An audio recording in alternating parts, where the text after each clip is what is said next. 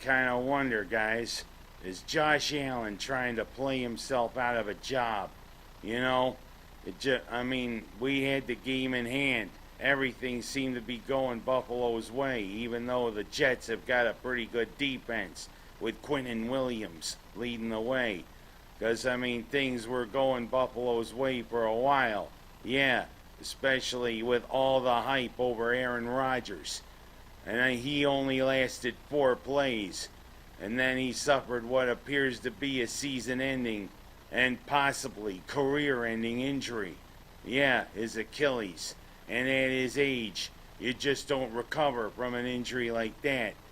The defense for the Jets kind of kept them in the game. And with Zach Wilson, the Jets have no business actually winning. But apparently, this 2-bit quarterback that they picked in the first round a couple of years ago apparently can get the better of Josh Allen. But you know what? Allen apparently likes to self-destruct at the most inopportune times. Yeah, you know what you did?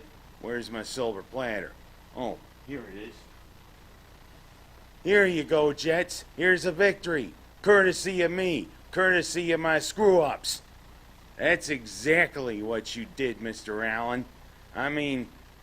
3 times, 4 drives. Throwing 3 interceptions to the same person, and also a fumble, which pretty much gave the Jets a go-ahead field goal, even though you showed guile in leading the Bills down to where Bass decides to play the carom thing with the field goal. Yeah, you could hear the sound effect from the Looney Tunes when it bounced off the upright. Kong! But you know what? What's also inexcusable?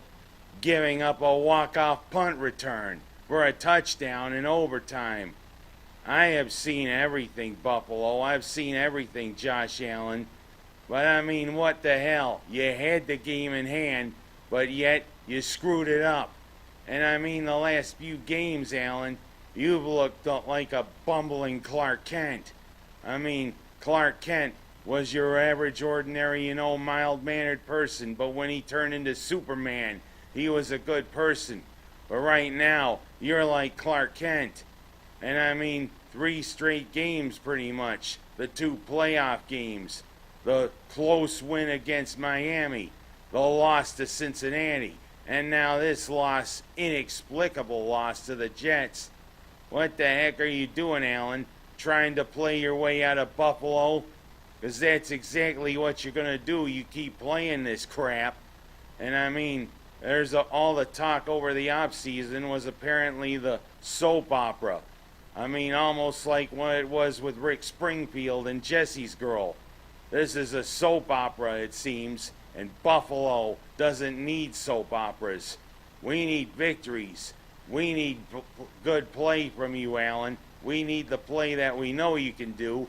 We need the play from Stephon Diggs. Of course, that's why he was taken right out of Minnesota, because it seemed as though it was a soap opera with him and the Vikings. No more of this. No more All My Children. No more General Hospital. No more Days of Our Lives. No more Another World. We've got to play football, Buffalo, and we got the Raiders coming into Orchard Park this Sunday. We need to right the ship, and Allen, you need to put that silver platter away. We need victories, Buffalo. And I'm going to go from that to talking about something that seems to be doing pretty good right now. Syracuse has gotten out of the gate pretty good. First, their romp against Colgate, and then their romp against Western Michigan, where by halftime, Garrett Schrader and the starters had done their job, and Carlos Del Rio Wilson and the backups again were in for the second half. A pretty good 48-7 win over Western Michigan. But now it kind of starts to take a more serious tone.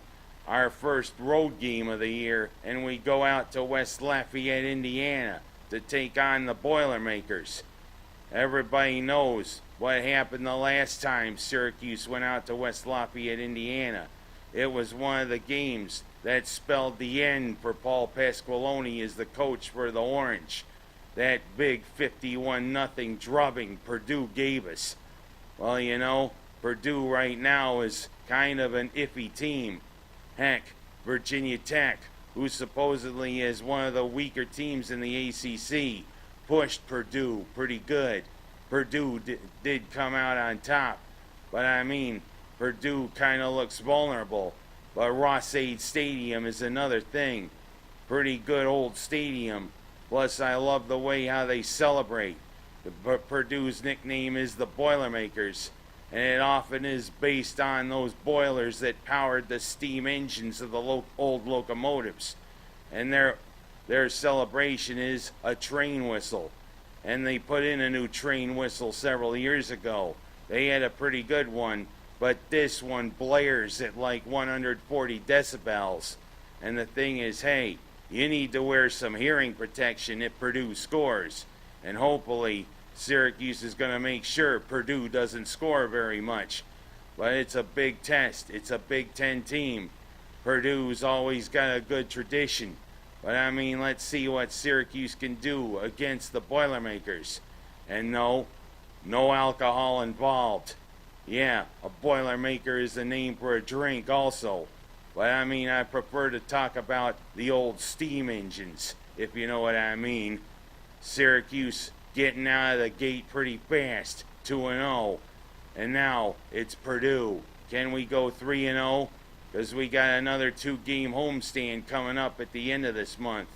We got Army coming in, and then we got those big boys from Clemson coming in at the end of the month.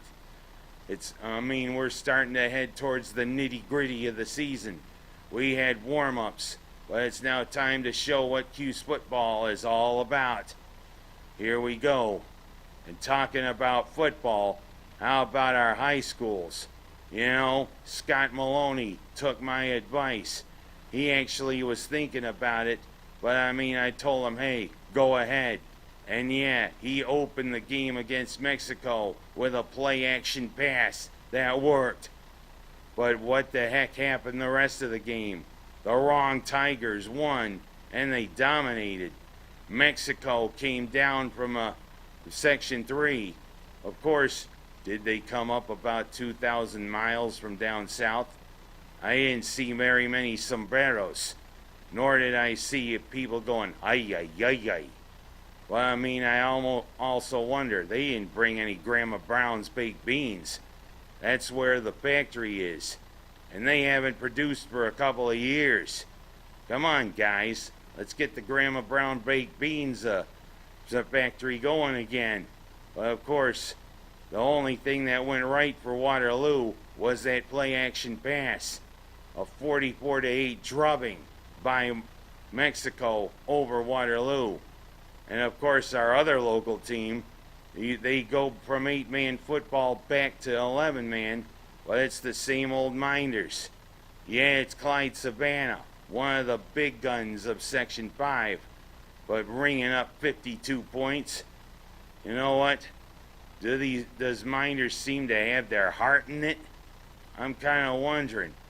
Yeah, I mean, it's Newark and Marion this coming week for Minders, but hey, are we going to finally see the Blue Devils break out of a funk?